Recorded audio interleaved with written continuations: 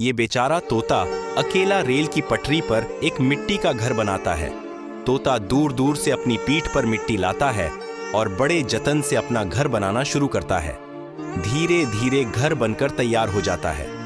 तोता खुशी खुशी अपने नए घर में आराम करता है, लेकिन तभी अचानक तेज बारिश शुरू हो जाती है।